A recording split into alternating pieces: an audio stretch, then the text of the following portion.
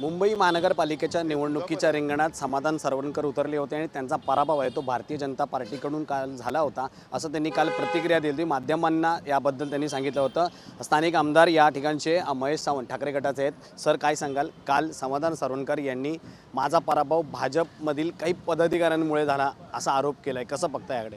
हा आरोप सबसे चुकीचा आरोप करतात आहे। ते भाजप होते म्हणून ते 2 नंबरवरती राहिले। भाजपच्या जर सगळ्या पक्षांनी त्याच्यावरती बॅन आणला असता तर त्यांचा डिपॉझिट जप्त झाला असता। हे मी तुम्हाला मतदार यादीवरनं सिद्ध करून दाखवू शकतो। पण त्यांनी असंही म्हटलंय की काही टोळी आहे, ही नेमकी टोळी कोण आहे? तुम्हाला काय वाटते या संदर्भात? टोळीचं त्यांनी नाव घ्यावं। मला तर वाटते सगळे भाजप कार्यकर्ते चांगले आहेत, ते स्वतःहून काम करतात, कारण मी त्यांच्याबरोबर माझे वैयक्तिक संबंध सगळ्यांशी चांगले आहेत। त्यामुळे त्यांनी टोळीचं नाव घ्यावं, आम्हाला पण कळेल कुठली टोळी भाजपमध्ये अशी निष्क्रिय आहे।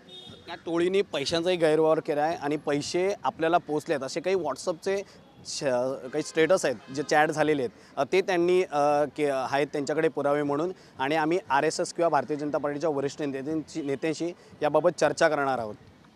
अहो, पैसे पोचले असतील तर बघा, 91ला सुद्धा मीच होतो जास्त काम करायला, 94ला सुद्धा मीच होतो। मला समजलं असतं ना यांना पैसे कोणी दिले ते। तुम्हाला वाटते असं की पैसे झाले असतील, त्यांना हरवण्यासाठी पैसे दिले असतील? हो, त्यांनी उलटा पैशाचा बाजार केला। हो, एकेका पिकनिकला 3-3 लाख दिले, साड्या किती वाटले, त्याच्यामध्ये पैसे किती वाटले ते कधी ते डिक्लेअर करतात का? त्यांना एवढा विचारा, हरले हरकत नाही, हार आणि जीत कोणतरी जिंकणार कोणतरी हारणार, परंतु हरून त्यांचे पैसे किती गेले असा प्रश्न त्यांना विचारा, किती करोड गेले ते। बरं, तुमचं एक वक्तव्य मागे निवडणुकीचा निकाल लागला तेव्हा बोललं की समाधान सरवणकर किंवा सरवणकर फॅमिलीचं नाव ते पुसण्याचा मी निश्चय केला होता आणि ते पूर्णपणे पुसलं गेलं आहे। माझा देव आहे सिद्धिविनायक, तर सगळ्यांचा आराध्य। माझ्या देवाला मी सांगणं टाकलेलं घोडेमुखाला की देवा माझी एक इच्छा पूर्ण कर, ज्यांनी मला त्रास दिला आहे त्यांचा कुठेतरी नाव ह्या राजकारणात ना जाऊ दे, असं मी त्यांना नवस केलेला। तो नवस माझा पूर्ण झाला।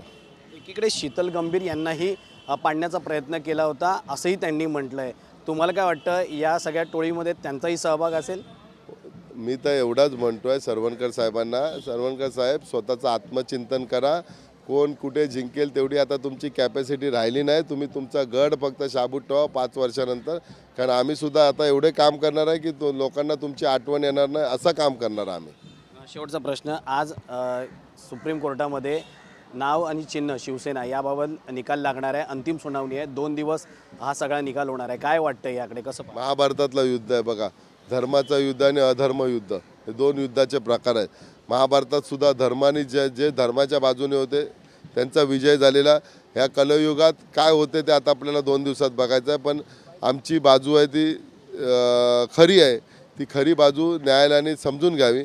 आणि जो काही चिन्ह आणि नाव आहे, हा शिवसेना नाव आणि चिन्ह, तो पुन्हा शिवसेना पक्ष म्हणून उद्धवजी ठाकरे किंवा बाळासाहेब ठाकरे यांच्या नावानेच, स्वर्गीय बाळासाहेब ठाकरे यांच्या नावानेच व्हावा अशी आमची इच्छा आहे। धन्यवाद। तर हे होते ठाकरे गटाचे आमदार महेश सावंत। व्हिडिओ जर्नलिस्ट सिद्धेश उबाळेसह मी महेंद्र जोईल, जय महाराष्ट्र न्यूज, मुंबई।